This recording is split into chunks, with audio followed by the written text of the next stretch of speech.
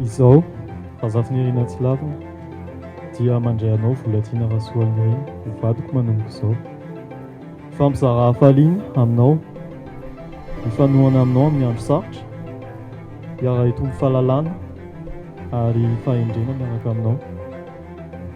Anajanao aho ary tianao mandritry ny androm-piainana. Na salama na marary isika. Tiako ianao volatiana.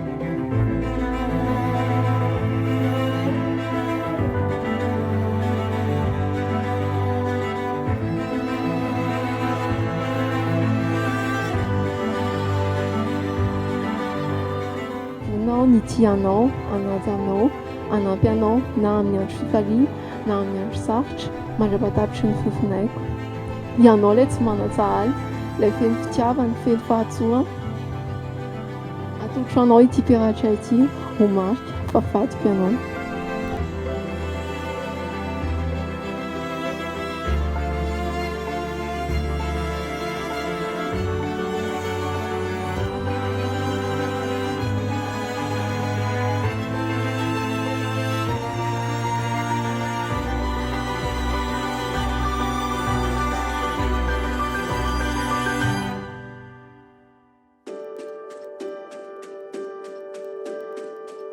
Faly misaotra an'Andriamanitra tsika raha tafavory eto noho ny fanambadian'ny Razafinirina Tsilavina sy Rasoalinirina Volatiana Juliana Virginia.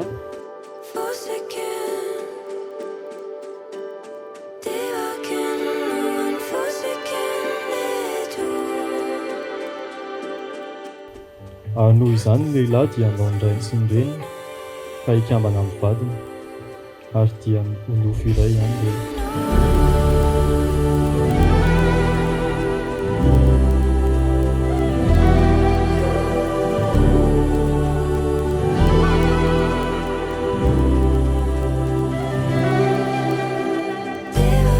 Fa izao ny sitrapon'Andriamanitra dia ny hanamasinana anareo, hifatianareo ny fitsangajangana mba samy hafantatra izay azonareo ny fanaky ny tenanareo avy amin'ny fahamasinana sy ny voninahitra.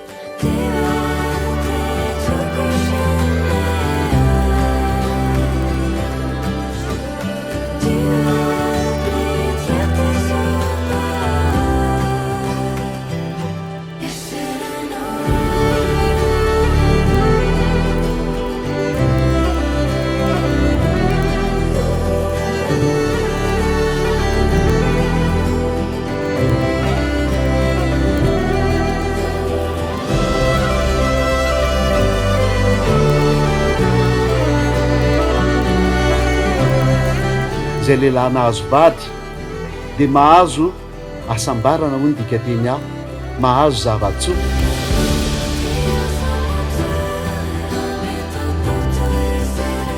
Ny mariazy dia noarina tahaka ny hoe fanekena une alliance izay Andriamanitra ny vavolombelona voalohany indrindra.